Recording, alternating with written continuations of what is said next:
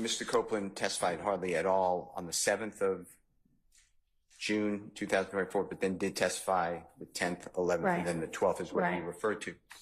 And I understand we'll take up that motion tomorrow, but there was a lot of exculpatory information. I'm not going to agree to strike all that testimony. Okay. Well, what I mean that we'll get to tomorrow is how to, you know, and I'd love for y'all to get together on whether there are any parts of his testimony that occurred before, the testimony that occurred before can stay.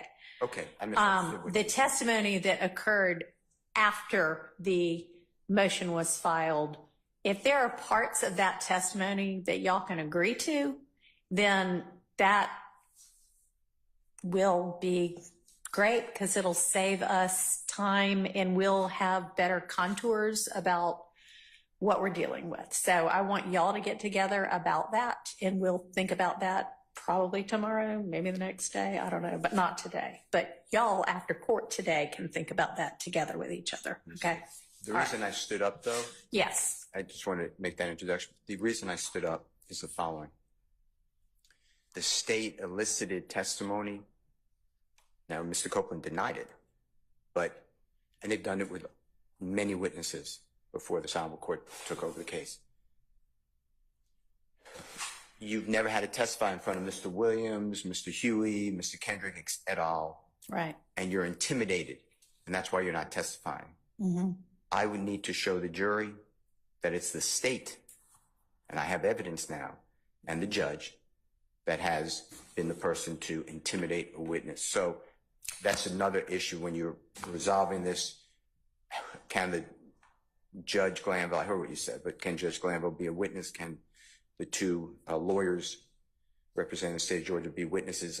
I need that in the case. Okay, let me ask you this though. Why can't you use the transcript to get that point across?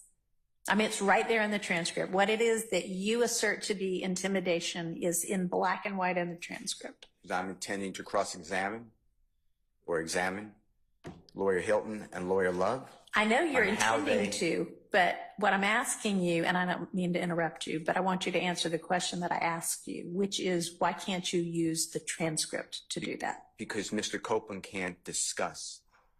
Why are you asking these other witnesses this? And what other witnesses, how'd you treat other witnesses? There's another witness named Miss Bennett who said basically the same thing. She was intimidated by the state. My point is, I can't ask Mr. Copeland. But the issue, as I understand what you're saying to me, is that you want to get before the jury that the state and the court intimidated Mr. Copeland into testifying, essentially. What you say is the intimidation is reflected in the transcript. Ms. Love's motivation for doing it, if she in fact tried to do that, is not the relevant issue. But I have evidence of other witnesses who were treated not similarly, because I don't have any other evidence that there was some meeting between the judge and the prosecutors like there was in this, but that the prosecutors are doing the same thing with other witnesses. Okay. They are intimidating other witnesses, and Mr. Copeland can't answer those questions. Okay, but that you can argue because you will have, look, we see that it happened here. We've already heard that it happened from the mouth of XYZ witness. Imagine, it's every witness. I mean, that's the topic of argument. So I think that I'm going to look at all of it again, but I don't think that's a persuasive argument for why they need to be kicked out of this case. I think the transcript is what you need and what you have, but we'll take that up later, and I will think about that. Thank you. Okay. Excuse me, Your Honor. Yes, sir. May I just briefly address something you said earlier?